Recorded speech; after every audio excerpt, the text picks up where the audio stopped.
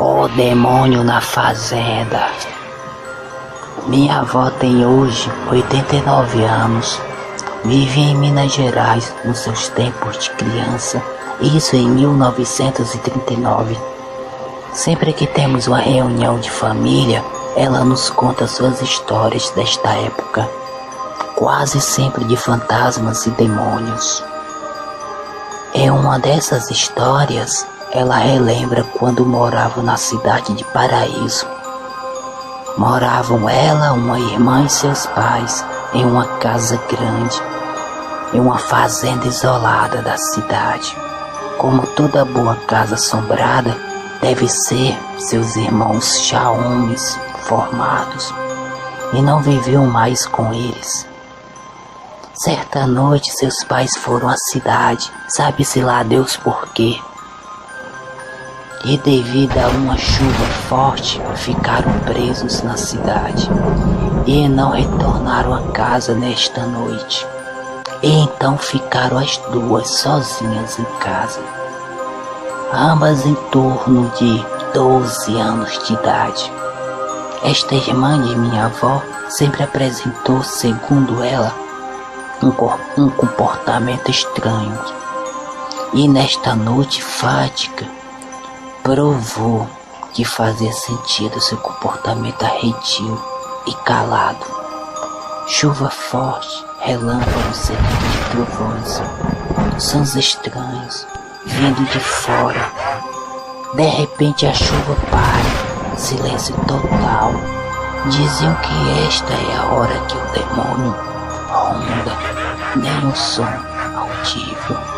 Passa-se alguns segundos e de repente os cães começam a latir e uivar, como se visse algo que devesse afastar da casa. Novo silêncio. De repente um dos cães começa a chorar, um choro doído, como se estivesse sendo machucado brutalmente, e silencia. Nessa hora as garotas se escondem no quarto e trancam as portas. Houve então barulho de passos ao redor da casa. Mas não passos humanos, passos de algo pesado e aparentemente com cascos, e para bem em frente à janela do quarto. A esta altura as crianças já estão apavoradas, porém a irmã de minha avó, como que em transe, se levanta e encosta a testa na janela de madeira com os braços pendurada ao lado do corpo, e lá fica.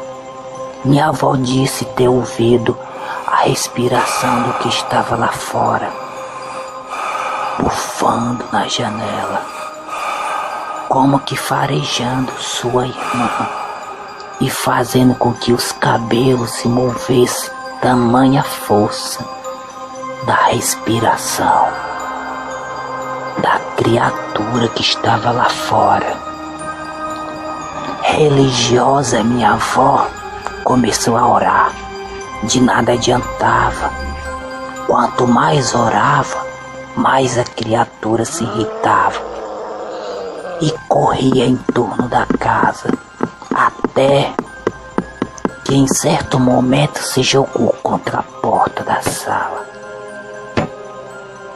O som invadiu a casa e apavorou de vez minha avó, sozinha na noite escura, apenas sob a luz de um lampião. Nova investida da criatura contra a porta, seguida de um grito de homem, como se tivesse com muita dor.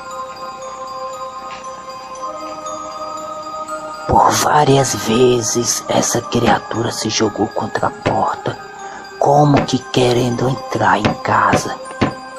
Minha avó ajoelhou-se próxima à sua irmã, que ainda estava encostada na janela em transe. Segurou sua mão e começou a orar.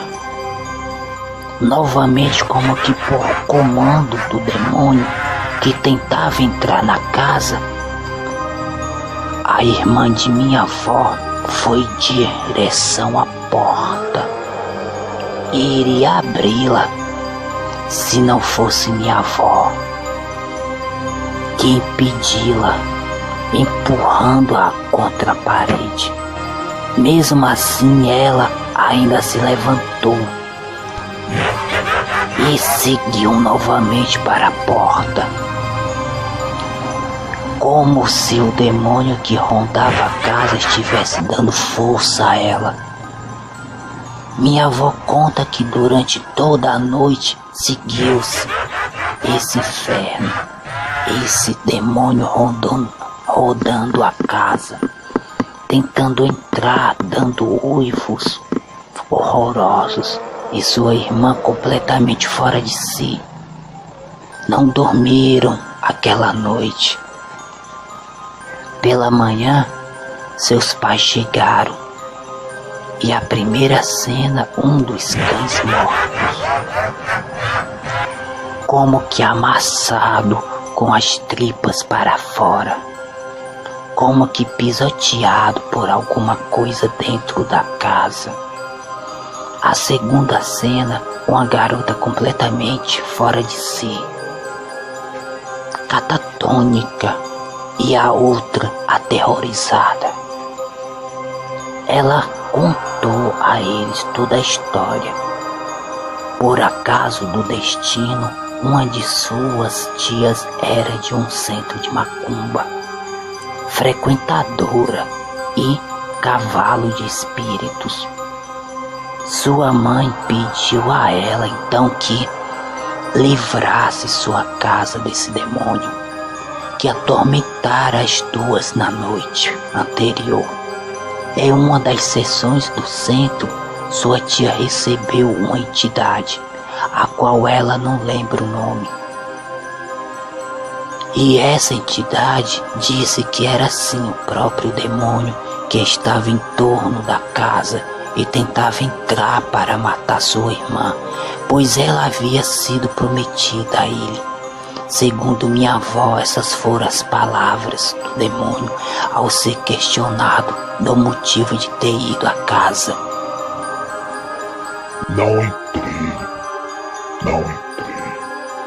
mas vou entrar naquela casa e fazer misérias. Vou acabar com aquela menina, vou arrebentar a cara dela, vou fazer ela sofrer. Ela é minha. Ela é minha. Me deu, eu vou levar. Desse dia em diante, eles viveram sob constante vigilância. Com medo, e não demorou muito, vieram para São Paulo, onde ela vive até hoje. Sua irmã teve um destino cruel, morreu jovem aos 24 anos, se matou após ter seu primeiro filho, dizendo numa carta que não suportava mais os tormentos e que já estava farta da vida. Eu me pergunto, aos 24 anos, afirma minha avó que antes deste fato, anos antes, um de seus irmãos ficou rico da noite para o dia. Sem dúvida, esse irmão ao qual a ela se refere existiu.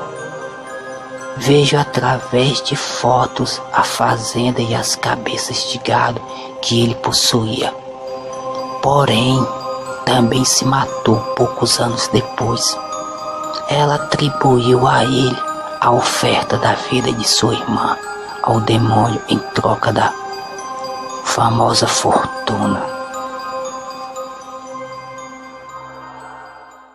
Oi, minhas crianças do além, dê o gostei e se inscrevam no canal e apertem o sininho e assistam o próximo vídeo se vocês tiverem coragem e tenham bons pesadelos, minhas crianças do além.